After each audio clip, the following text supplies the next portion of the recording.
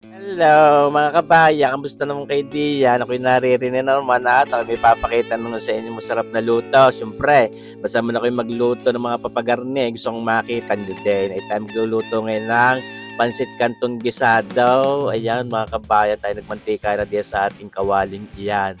At siyempre tayo magsasangkot siya na nitong bawang na ito. Siyempre, hindi po pwedeng mawala yan sa mga gayang luto eh. Pero amin laan naman na rin memeryendahin mga kabayan.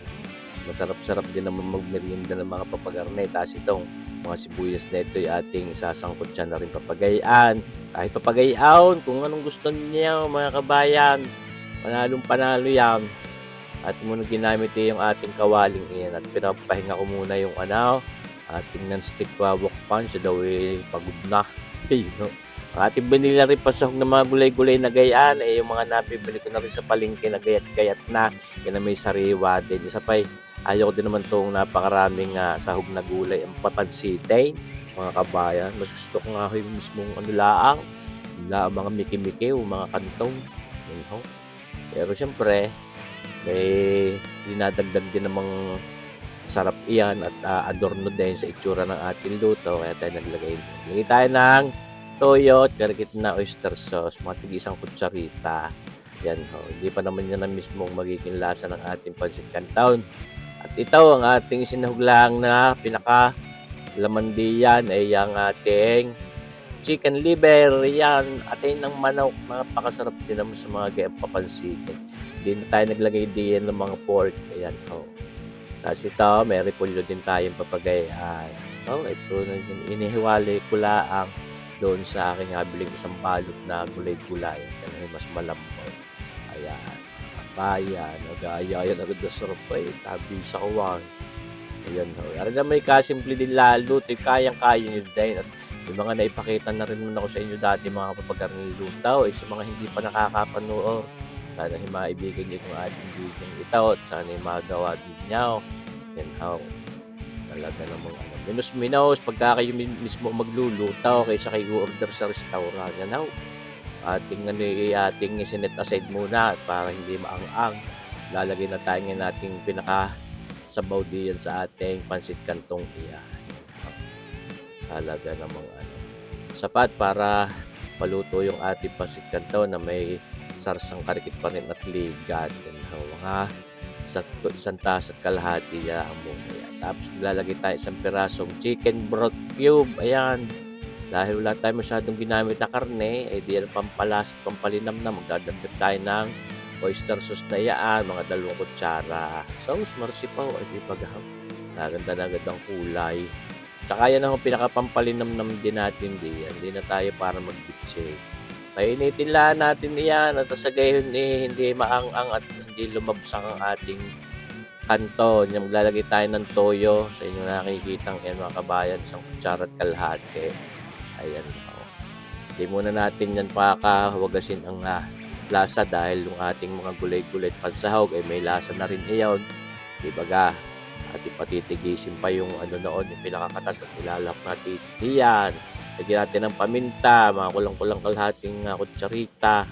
Marami-raming paminta para mas mabangaw at mas masarap. Itong ating pansit kantong gisadaw yan ko, nakutuna. Ayun po.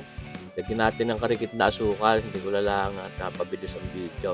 Mga isang kutsarita. Para may tamis ng karikit. At ito, lalagyan natin ng black caramel na yan, mga kabayan.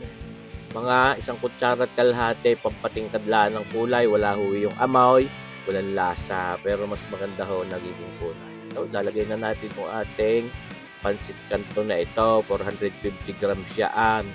Kaya sabi ko yung paglalagay ng sabaw huwag masyadong pakakaramihan. Baka maging lamsak yung ating pansit canton. Sapat laang mga kabayan. Yan ho. Ating titigisin ngayon yung katas niyang ating mga may laset, baka may alat din iyan. Para hindi sumubrang alat ng ating pansit. Siyempre, pwede namang magdagdag na pero gumawa tayo ng sausawan toyo at kalamundeng o kalamansi na may siling mahanghang ay ayos. Makukumpleto ng lasa. Yan ang mga pagluluto ng gayaan, mga kabayan. Huwag ninyong wawagasin agad ang lasa na akala nyo maging tama agad. Kailangan medyo may tabang pa rin kadikit dahil ang mga lasa ng mga kakain ay maaaring iba't iba.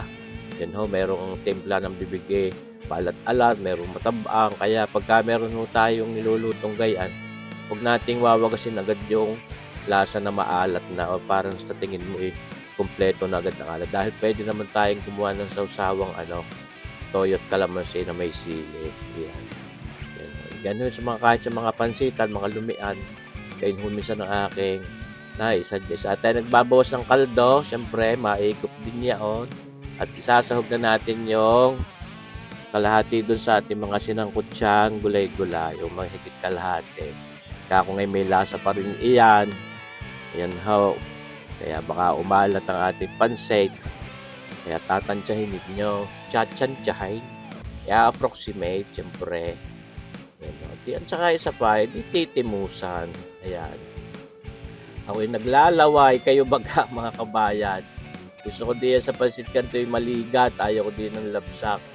Gusto ko talagang may pag kinagat mo maligat siya. Nagdagdag tayo ng mga isang kutsarita pang black caramel para mas tumingkad pa yung kulay niyan mga kabayan. Dahil mas enticing ho pagka matingkad ang kulay ng ating pansit. Kaysa doon sa mga mapupusyaw, parang hindi masarap ang itsura, ay kulay pala ay masarap na mga kabayan. Lagaya, yan sarap. Tunay namang yun yung ating pinakasarsang yun. I-absorb pa yan ng ating pansit canton kahit na hango na natin. Ayos na natin sa paglulutong yan. Mga kabayan, nakita nyo bagayaan. Kapag anyaya, sarap okay na. Visitan mo ng tuyo at kalamansi na mahanghang na sili, may mahanghang na sila katalo na kasi sisipit mo sa pandiagwa o kay sa mga buns o pandesal ay panalaw Rose Marcipaw Tawaray naman ikabahay si for pray kay shout out sa ating mga viewers at mga subscribers natin na lagi nanonood. Maraming salamat sa inyo. Tari na nga ho yung ating pansit canton na pinakita ko sa inyo ngayong araw na ito. Sana naibigan nyo din mga bago nating viewers, mga bago subscribers. Sana inilahong idire-diretso ang panunood dito sa ating YouTube channel. Napakarami natin cooking videos. Yung pinatay na natin ang upload. Kako ngayon may carry over cooking pa yan. Baka maging malabsak ang ating pansit canton. Gisadaw. Yan. Kabayan. Tabi sa kaway. Mapapahaplas na yan sa hapag ng lantakan o meriendahan. Tama na. Dos Marcipaw Tawaray. Hango na yan. Ang malantakan na. Isa maraming salamat sa inyong panunood mga kabayan din sa ating video aray. Kita nyo ba kayo yung tinira nating mga gulay-gulay at mga atay ng manok ni ating ginawang pantopping sa asbaw. Ayos! Maraming salamat sa panunood mga kabayan. Sana po abangan nyo pa rin palagi ang ating mga susunod pang videos.